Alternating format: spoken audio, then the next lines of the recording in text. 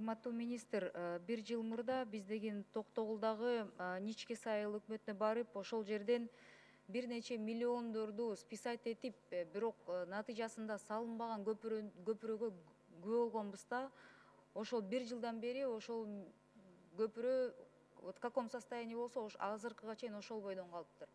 Пландар барбы? Бүтүрөсүздөрбү? Ну, мен азыр Менин убактымды кетирбегиле, 2 секунд кетип калды. Айта бериңиз. мен азыр ал көпүрө боюнча маалыматты сизге жазуу түрүндө берейин. Азыр жаныңызда жок, Жанымда жок, биз азыр авиация боюнча даярданып келгенбиз да. Анда авиация боюнча бир суроом бар эле. Казактардын аэропорту турецкий холдинг TAV Airports'ко сатылыптыр да, 415 миллион долларга.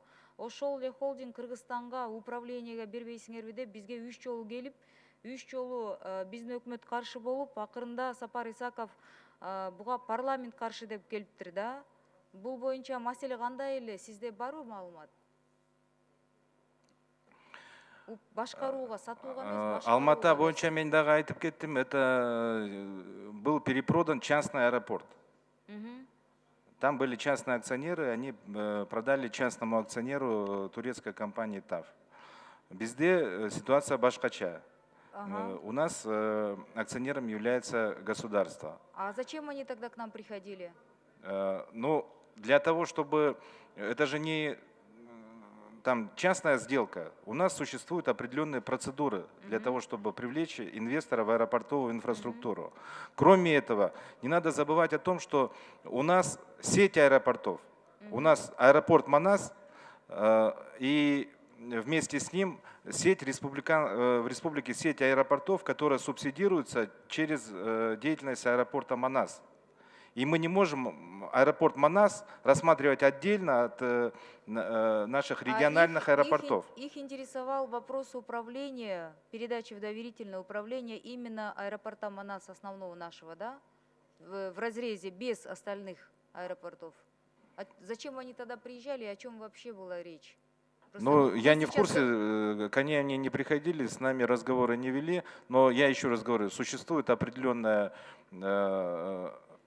Уважаемый министр, я думаю, нашим министрам нужно отвыкать говорить, что это было до меня или это было не при мне, потому что преемственности нет, а мы... Нет, вы спрашиваете, о чем они говорили, я же не могу сказать. Они сослались, что парламент был против, поэтому мне очень интересно... Но у меня нет такой информации, я не знаю, я говорю, я не в курсе тех переговоров. Мне дать, пожалуйста, информацию, да? Вы можете уточнить? Хорошо, я подниму. Поднимите, спасибо. И последний вопрос. Вот в 2015 году, когда Кыргызстан входил в ЕАЭС, порядка 200 миллионов долларов предоставляла российская сторона на улучшение там, инфраструктурных вопросов, там, связанных с таможенными там, постами. Да?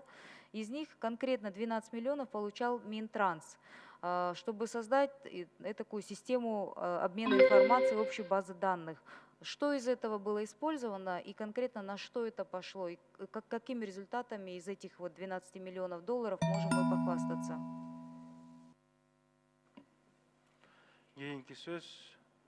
Я вам предоставлю по этому подробную письменную информацию, но могу сказать, что в Министерстве транспорта реализуется несколько цифровых проектов.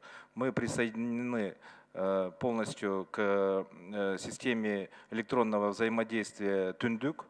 Многие, ну, в смысле, все транзакции, там я не могу сказать сейчас, но где-то месяца 2 назад они доходили до 10 тысяч транзакций электронных. Это только по системе Министерства транспорта. То есть людям не надо было получать бумажные справки, они все это получили в электронном виде. Кроме этого, мы